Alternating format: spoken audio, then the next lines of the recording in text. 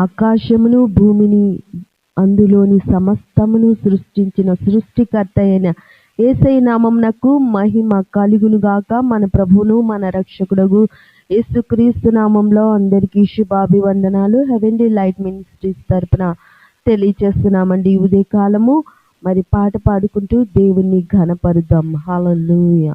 Thank you Jesus. యెహోవా నా బలమా, యథార్థమైనది నీ మార్గం, పరిపూర్ణమైనది నీ మార్గం. యెహోవా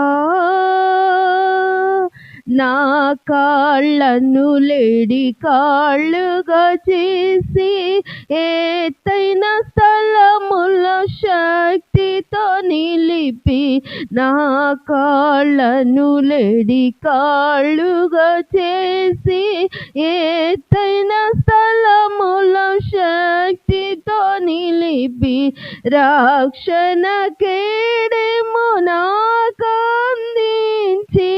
రక్షణ కేడెము నాకందించి, అక్షయముగా తన పక్షము చేర్చిన, అక్షయముగా తన పక్షము చేర్చిన యెహోవా నా బలమా, యథార్థమైనది నీ మార్గం, పరిపూర్ణమైనది నీ మార్గం. యెహోవా యెహోవా జీవము గల దేవా, బహుగా స్తుతులకు అర్హుడ నీవు. యెహోవా జీవము గల దేవా, బహుగా స్తుతులకు అర్హుడ నీవు. అన్యజనులలో ధాన్యత చూపుచు, అన్యజనులలో ధాన్యత చూపుచు, హల్లెలూయా స్తుతి గానము చేసేదా, హల్లెలూయా స్తుతి గానము చేసేదా.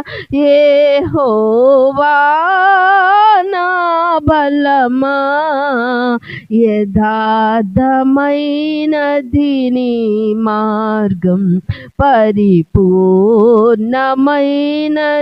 నీ మార్గం. యెహోవా. హల్లెలూయా. ఉదయకాల సమయంలో మన కొరకు సిద్ధపరచబడిన వాగ్దాన వాక్యాన్ని మనము విందామండి.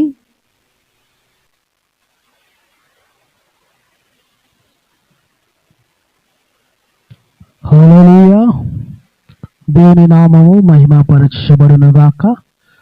మరొక నూతన దినంలోకి మనందరినీ ప్రవేశింపచేసిన మన ప్రభువును మన రక్షకుడైన యేసుక్రీస్తు నామంలో మీకు శుభములు తెలియచేస్తూ ఉన్నాను. మరి హెవెన్లీ లైట్ మినిస్ట్రీస్ పరిచర్య తరపున కూడా మీకు శుభములు తెలియచేస్తున్నాను. హల్లెలూయా. పాస్టర్ సాల్మన్ రాజ్ యూట్యూబ్ ఛానల్ని సబ్స్క్రైబ్ చేసి ప్రతిదినము వాక్యాన్ని చూస్తున్న మీ అందరికీ మా ప్రత్యేకమైన వందనాలు తెలియచేస్తూ ఉన్నాను. హల్లెలూయా. దేవుడు మనకు అనుగ్రహించిన వాక్యము వాగ్దానం చదువుకున్నాం. 2వ దినవృత్తాంతముల గ్రంథము 20వ అధ్యాయము 17వ వచనము. ఆమేన్. ఈ విధంగా వాక్యం రాయబడుతుంది. ఈ యుద్ధములో మీరు పోరాడవలసిన నిమిత్తము లేదు. యూదా వారలారా, యెరూషలేము వారలారా, మీరు యుద్ధ పంక్తులు తీర్చి నిలబడుడి. మీతో కూడున్న యెహోవా దయచేయు రక్షణ మీరు చూచెదరు. భయపడకుడి, జడియకుడి. రేపు వారి మీదికి పోవుడి, యెహోవా మీతో కూడా ఉండును. ఆమేన్. హల్లెలూయా. దేవుని నామము మహిమపరచబడును గాక. ఇక్కడ మనం గమనిస్తున్న వాక్యమును మనం చూస్తే 20వ అధ్యాయం 1వ వచనం చదివితే, ఇది అయిన తర్వాత మోయాబీయులను, అమోనీయులను, మోయానీయులను అందరూ దండెత్తి యెహోషాపాతు మీదికి వచ్చిరి. హల్లెలూయా. ఎవరి మీదకి వచ్చారంట? యెహోషాపాతు అంటే యెహోషాపాతు రాజ్యం మీదకి వచ్చారని మనం గమనించాలి. ఇక్కడ ఎంతమంది వచ్చారు? అమోనీయులు, అలాగనే ఏమంటారు మొయానీయులు, మొయాబినీయులు, 3 రకాల గుంపులు, 3 రకాల రాజ్యాలు వారి మీదకి దండెత్తి వారిని చుట్టుముట్టినట్టు మనము 20వ అధ్యాయము 1వ వచనం నుంచి గమనించవచ్చు. కానీ ఇక్కడ మనం గమనిస్తున్నది ఏంటి అంటే దేవుడు వారి పట్ల ఎలాంటి కార్యాలు చేశాడు, ఎలాంటి అద్భుతాలు చేశాడో మనము చూస్తూ ఉన్నాం. ఒకసారి 3వ వచనం చదువుతా వినండి జాగ్రత్తగా. అందుకు యెహోషాపాతు భయపడి యెహోవా యొద్ద విచారణ చేయుటకు మనసు నిలుపుకొని యూదా ఎంతట ఉపవాస దినము ఆచరింపవలనని చాటింపగా. ఆమేన్, హల్లెలూయా. వీరందరిని చూసినప్పుడు యెహోషాపాతుకు ఏమైందంట? భయం వచ్చిందంట.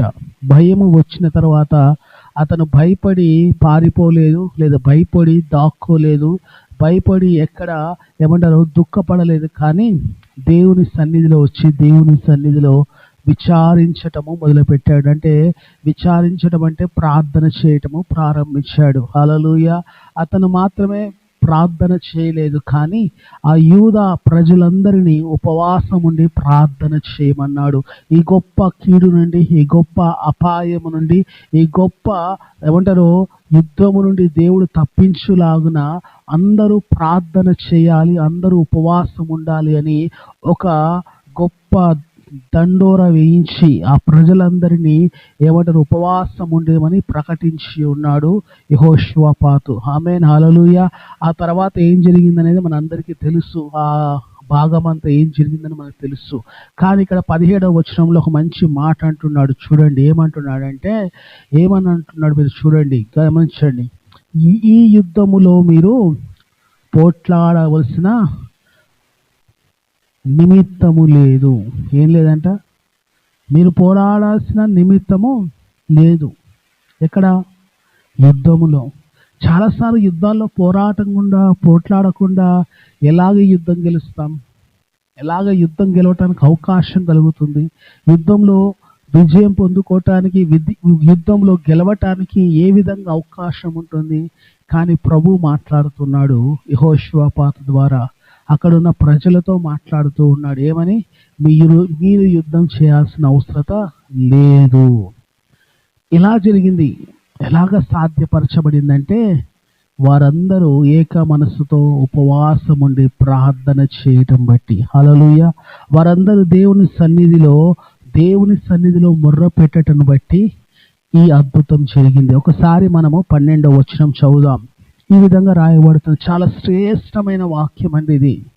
వారు దేవుని మీద ఏ విధంగా ఆధారపడ్డారో, దేవుని మీద ఏ విధంగా ఆనుకున్నారో తెలియచేసే వాక్యము. 12వ వచనం. మా దేవా, నీవు మాకు తీర్పు తీర్చవా? మా మీదికి వచ్చి గొప్ప సైన్యముతో యుద్ధము చేయుటకునో మాకు శక్తి చాలదు, ఏమి చేయుటకునో మాకు తోచదు, నీవే మా దిక్కు అని ప్రార్థన చేసెను. యూదావారును తమ శిష్యులతో, భార్యలతో, పిల్లలతో యెహోవా సన్నిధిని నిలవబడిరి. ఆమేన్. ఎంత గొప్ప వాక్యం అండి! ఎంత గొప్ప అద్భుతమైన మాటలు వారు మాట్లాడుతున్నారో చూడండి. వారంట, ఇంత గొప్ప సైన్యంతో యుద్ధం చేయుటకు మా శక్తి చాలదు, మా శక్తి చాలదు. అవును, ఈ లోకంలో మనము జయించాలి అంటే, ఈ లోకాన్ని మనము అధిగమించాలి అంటే, ఈ లోకాన్ని మనము ఓడించాలి అంటే మన శక్తి సరిపోదండి. మన శక్తి సరిపోదు. అది వారు ఒప్పుకుంటున్నారు. నిజాయితీగా సత్యమును ఒప్పుకుంటున్నారు దేవుని సన్నిధిలో. మేము చేయలేం, యుద్ధం చేయలేం, మా వల్ల సాధ్యం కాదు, మా శక్తి చాలదు అని ఒక్కరు ప్రార్థన చేయట్లేదంట. శిష్యులతో సహా, చిన్న పిల్లలతో సహా. చిన్న పిల్లలకి ఏం తెలుసండి యుద్ధం గురించి? చిన్నపిల్లలకి ఏం తెలుసండి పోరాటాల గురించి, శత్రువుల గురించి కదా? అయినా కానీ ఆ చిన్న పిల్లలు కూడా, ఆ శిష్యువులు కూడా దేవుని సన్నిధిలో నిలబడి ఉన్నారంట. మరి మనము, మన కుటుంబాలు, మన పిల్లలు మనం ఏం చేస్తామంటే శ్రమలు వస్తే మనమే ప్రార్థన చేస్తూ ఉంటాం, ఏదైనా కష్టం వస్తే మనమే దేవుని సన్నిధిలో మొర్ర పెడుతూ ఉంటాం. కానీ పిల్లలతో మొర్ర పెట్టనీయం. దేవుని సన్నిధికి పిల్లల్ని తీసుకురాము, దేవుని సన్నిధికి పిల్లల్ని మనం తోడుకొని రాము, శిష్యువులను దేవుని సన్నిధిలో నిలబెట్టము. కానీ అక్కడ అలా చేయలేదు. వాళ్ళు శిష్యువులతో సహా దేవుని సన్నిధిలో నిలబడ్డారు. వారి భార్యలు, వారి శిష్యువులు అందరూ దేవుని సన్నిధిలో కనపడుతూ ఉన్నారు. ఎందుకు దేవుడు అద్భుతం చేశాడంటే ఒక్క వ్యక్తిని బట్టి చేయలా. చెప్పండి, ఒక్క వ్యక్తిని బట్టి దేవుడు ఇక్కడ అద్భుతం చేయట్లా, సమాజం అంతటిని బట్టి, అక్కడున్న ప్రజలందరిని బట్టి దేవుడు అద్భుతం చేశాడు. అంటే ఏక మనస్సుతో, ఏక తాత్పర్యముతో, విశ్వాసముతో, నమ్మకముతో వారందరూ దేవుని సన్నిధిలో నిలబడ్డారు గనుక. హల్లెలూయా. ఇదే కాలము నీ ఒక్కడివే దేవుని సన్నిధిలో కనపడటం కాదు, నీ భార్య నీవు మాత్రమే కనపడటం కాదు, నీ పిల్లలు కూడా దేవుని సన్నిధిలో కనపడాలి. హల్లెలూయా. ఈ భాగం మనకేం నేర్పిస్తుంది? దేవుని దగ్గరకు వచ్చేటప్పుడు నువ్వు ఒక్కడివే రమ్మని చెప్పట్లేదు, కుటుంబం అంతా రమ్మంటుంది. ఉపవాసం ఉన్నప్పుడు నువ్వు ఒక్కడివే ఉండమని చెప్పట్లేదు, కుటుంబం అంతా ఉపవాసం ఉండాలని చెప్తూ ఉంది. హల్లెలూయా. వాళ్ళందరూ ఉపవాసం ఉన్నారు, వాళ్ళందరూ దేవుని సన్నిధిలో నిలబడ్డారు, ప్రార్థన చేస్తున్నారు, దేవుని మీద ఆధారపడుతున్నారు, దేవుని మీద ఆనుకుంటున్నారు, దేవుని యందు విశ్వాసం ఉంచారు. మరి మనం ఏం చేస్తామంటే ఏదైనా సమస్య వచ్చినప్పుడు ఈ లోకంలో ఉన్న పరిస్థితుల వైపు, లోకంలో ఉన్న మనుషుల వైపు, అధికారుల వైపు, ప్రభుత్వము వైపు, లేకపోతే లోకంలో ఉన్న మనకున్న వసతుల వైపు మనము చూస్తూ ఉంటాం. దేవుని వైపు చూడము. వారికున్న ఆయుధాల వైపు చూడాలా, వారికున్న గుర్రాలు, రౌతులు, లేకపోతే వారికున్న ఏమంటారు యుద్ధ నైపుణ్యమైన ఆ శరీరమైన ఆ బాలిజ్యమును బట్టి వారు చూడలేదు, కానీ దేవుని వైపు చూశారు, దేవుని మీద ఆధారపడుతున్నారు. అప్పుడు చూద్దాం 14వ వచనంలో ఈ విధంగా మనం చూస్తున్నాం. అప్పుడు మనత్యాకు పుట్టిన యెహూయేలు కుమారుడైన బెరెన్యాకు జననమైన జెకర్యా కుమారుడును ఆసాపు సంతతి వడగు లేవిడునగు అహెజ్యేలు సమాజములో ఉండెను. యెహోవా ఆత్మ అతని మీదికి రాగా అతడు ఇలాగో ప్రకటించెను. హల్లెలూయా. ఇలాగ ప్రకటిస్తున్నాడంట. దేవుని ఆత్మ దిగి వచ్చింది, దేవుని ఆత్మ అతని మీద బలముగా దిగి వచ్చింది. ఆమేన్. నువ్వు ఉపవాసం ఉండి ప్రార్థన చేస్తే, ఉపవాసం ఉండి దేవుని సన్నిధిలో నమ్మకంగా విశ్వాసంగా కనిపెడితే ఎవరో ఒకరి మీద దేవుని ఆత్మ బలముగా దిగి వస్తుంది. ఆమేన్. హల్లెలూయా. దేవుని ఆత్మ మాట్లాడుతుంది, దేవుని ఆత్మ దర్శిస్తుంది, దేవుని ఆత్మ మనకు కావాల్సిన విషయాన్ని బయలుపరుస్తుంది, మర్మాలు తెలియచేస్తుంది, రాబోతున్న సంగతులను మనకు చూపిస్తుంది. ఇక్కడ కూడా అదే జరుగుతుంది. చూడండి ఏమైందంట, యెహోవా ఆత్మ అతని మీదికి రాగా అతడు ఇలాగూ ప్రకటించెను. యూదా వారులారా, యెరూషలేము కాపస్తులారా, యెహోషువతు రాజా మీరందరూ ఆలకించుడి. యెహోవా సెలవిచ్చినదేమనగా, ఈ గొప్ప సైన్యమును మీరు భయపడకుడి, చెయ్యకుడి, యుద్ధం మీరు కాదు, దేవుడే జరిగించును. ఆమేన్. హల్లెలూయా. ఎవరు జరిగిస్తారంట? దేవుడే జరిగిస్తాడు, మీరు కాదు జరిగించేది. ఈ లోకంలో మనం అనుకుంటున్నాం మనము యుద్ధాలు చేస్తున్నామని. కాదు, యుద్ధ భూమిలో నుంచుంటామంతే. మనం ఏం చేస్తాం తెలుసా? యుద్ధ భూమిలో పోయి నుంచొని ఉంటాము. యుద్ధము చేసేది దేవుడు మాత్రమే. ఆమేన్. ఇక్కడ ఒక మంచి మాట అంటున్నాడు చూడండి, యెహోవా దయచేయు రక్షణను మీరు చూచెదరు. ఆమేన్. హల్లెలూయా. ఇదే మాట మనం నిర్గమకాండ 14వ అధ్యాయంలో మనం గమనించవచ్చు. మోషే అంటాడు ఇజ్రాయెల్ ప్రజలతో, ఏమంటున్నాడు చూడండి 13వ వచనంలో, అందుకు మోషే భయపడకూడదు, యెహోవా మీకు నేడు కలగచేయు రక్షణ మీరు చూచెదరు, ఊరకే నిలిచి ఉండి చూడుడి. హల్లెలూయా. దేవుడు కలగచేయు రక్షణ అంట మనం ఊరకే ఉండి నిలిచి ఉండి చూడాలంట. ఇక్కడ అదే అంటున్నాడు, యూదా వారితోనూ యెరూషలేము ప్రజలతోనూ యెహోషాపాతు రాజుతోనూ ఆ దేవుని ఆత్మ మాట్లాడుతూ ఉంది. యెహోవా దయచేయు రక్షణను మీరు చూచెదరు. ఎస్, దేవుని ఆత్మ దిగి వచ్చినప్పుడు, దేవుని ఆత్మ మన మీదికి ఆవరించినప్పుడు, మనని ఏమంటారు స్వాధీనపరుచుకున్నప్పుడు, ఆత్మ అవశులమై ఉన్నప్పుడు దేవుని ఆత్మ మనతో మాట్లాడుతున్నమాట. దేవుడు కలగ చేయు రక్షణను మీరు చూచెదరు. ఆమేన్, హల్లెలూయా. ఈ ఉదయకాలం అంటున్నాడు దేవుడు, భయపడకుడి, చెడియకుడి. ఏందంట, ఏం చేయొద్దంట, భయపడొద్దంట, చెడియొద్దంట. రేపు వారి మీదికి పోవుడి, యెహోవా మీతో కూడా ఉన్నాడు. ఈ లోకం మీదికి మనం పోవాలి. లోకం మన మీదకి రావటం కాదు, లోకం మీదికి మనము పోయి లోకాన్ని జయించాలి. ఆమేన్. దేవుడి మాటలు ఉదయకాలం మనతో మాట్లాడుతున్నాడు. ఎప్పుడైతే అపాయం కలిగిందో, ఎప్పుడైతే కీడు రాబోతుందో, ఎప్పుడైతే మన మీదకి శత్రువులు యుద్ధాన్ని ప్రకటిస్తారో, వారందరూ ఏకమవుతున్నారు. మోయాబీలు ఏకమవుతున్నారు, అమోనీయులు ఏకమవుతున్నారు. అందరు ఏకమై ఒక్కసారిగా యూదా రాజ్యం మీదకి, యెరూషలేము ప్రజల మీదకి వారు దండెత్తి వచ్చినప్పుడు వారందరూ దేవుని సన్నిధికి వచ్చారు. హల్లెలూయా. ఉపవాసం ఉన్నారు. భార్య శిష్యులతో కలిసి దేవుని సన్నిధిలో ప్రార్థన చేస్తున్నారు.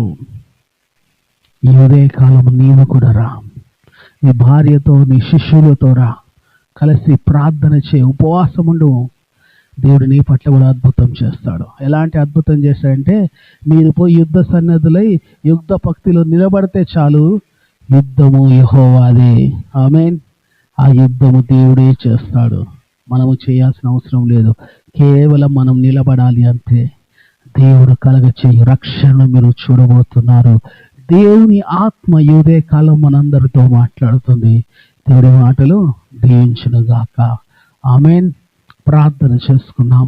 పరిశుద్ధుడా, మా ప్రియ పరలోకపు తండ్రి, మరొకసారి మీ ప్రియ కుమారుడును మా ప్రభువును మా రక్షకుడైన యేసుక్రీస్తు నామంలో నీ పాద సన్నిధి చేర్చున్నాం. అవును ప్రభా, ఎంత గొప్ప అద్భుతమైన వాక్యంతో మాట్లాడావు. అవును ప్రభా, శత్రువులు చుట్టుముట్టి ఉన్నారు. శత్రువులు ప్రభా మమ్మల్ని తండ్రి ప్రభా చుట్టూ ప్రభా మమ్మల్ని తండ్రి నీకు వందనాలు ప్రభా హతము చేయాలని, మా విరోధులు మమ్మల్ని ప్రభా తీసి మమ్మల్ని లయము చేయాలని ప్రభా వారందరూ ఏకమయ్యారు. కానీ మేమైతే ప్రభా తండ్రి మాకున్న శక్తిని నమ్ముకోలేదు, మాకున్న బలాన్ని నమ్ముకోలేదు, మాకున్న యుద్ధ ప్రభా తండ్రి నీకు వందనాలు తండ్రి నైపుణ్యాన్ని నమ్ముకోలేదు, యుద్ధంలో ఉన్న సామాగ్రిని నమ్ముకోలేదు ప్రభా, రౌతులను లేకపోతే ప్రభా గుర్రాలను ప్రభా నమ్ముకోలేదు, లేదు ప్రభా యుద్ధంలో ఉన్న ప్రభా మాకున్న తండ్రి ప్రభా తండ్రి ఆ శక్తిని మేము నమ్ముకోలేదు. కానీ నిన్ను నమ్ముకుంటున్నాం, నీ దగ్గరకు వచ్చాం, నీ యందు విశ్వాసం ఉంచాం, నీ సన్నిధిలో మొరపెడుతూ ఉన్నాం ప్రభా. మా శక్తి చాలదు, ఇంత గొప్ప సైన్యంతో యుద్ధం చేయటానికి మా శక్తి చాలదు. అవును ప్రభా, ఈ లోకంలో తండ్రి సాతాను వాడి అంధకార శక్తులు వాడి ప్రభావంను మేము ఎదుర్కోవడానికి మా శక్తి చాలదు ప్రభా. నీ ఆత్మ కావాలి, నీ శక్తి కావాలి, నీ ప్రభావం కావాలి. వాడిని జయించటానికి, వాడి మీద యుద్ధమును ప్రభా మేము గెలవటానికి కావాల్సిన అభిషేకము దయచేయండి, ఆత్మను దయచేయండి. ఏ విధంగా అయితే యెహెజ్కేలు మీద ప్రభా నీ ఆత్మ ప్రభా దిగి వచ్చిందో, ఏ విధంగా అయితే ప్రభా యెహోషాపాతు రాజుతోనూ అలానే ప్రభా యూదా ప్రజలతోనూ యెరూషలేము వారితోనూ మాట్లాడి ఉన్నావు, మాతో కూడా నీ ఆత్మ మా మీద దిగి వచ్చి మాట్లాడును గాక, మమ్మల్ని దర్శించును గాక. ఇదే కాలము ప్రభా భయపడాల్సిన అవసరం లేదు, జడియాల్సిన అవసరం లేదు. మీరు యెహోవా దయచే రక్షణ మీరు చూడబోతున్నారన్న వాగ్దానమును మాకు అనుగ్రహించిన నీకు వందనాలు ప్రభా. అవును తండ్రి, నిశ్చయముగా మేము దేవుని రక్షణ చూడబోతున్నాం, నిశ్చయముగా ప్రభా దేవుని రక్షణ మేము అనుభవించబోతున్నాం ప్రభా. తండ్రి నీకు వందనాలు. ఎవరైతే ప్రభా ఇంకా భయపడుతున్నారో, ఇంకా ప్రభా తండ్రి జడియగలిగి ఉన్నారు, ఈ లోకంలో ఓడిపోతామని, ఈ లోకంలో ప్రభా తండ్రి కొట్టుకుపోతామని, లేదు ప్రభా లయమైపోతామని ఆలోచిస్తున్నారు, వారి ఆలోచనలన్నింటినీ తీసివేయమని అడుగుతూ ఉన్నాం ప్రభా. ఆ నెగిటివ్ థాట్స్ అన్ని కొట్టివేయమని అడుగుతూ ఉన్నాం ప్రభా. పాజిటివ్ థాట్స్తో ప్రభా నువ్వు అద్భుతం చేయవాడు, నువ్వు ఆశ్చర్యకారం చేయవడం, నువ్వు మహిమాకారం చేయవడం, నువ్వు విశ్వాసంతో ఎదురు చూడటానికి సహాయం చేయమని అడుగుతూ సమస్తమైన మహిమ ఘనత ప్రభావం ఆరోపిస్తూ యేసు నామములో అడుగుచున్నాము మా ప్రియ తండ్రి. ఆమేన్. హల్లెలూయా. అందరికీ ప్రైజ్ ద లార్డ్. దేవుడు మనం దీవించును గాక.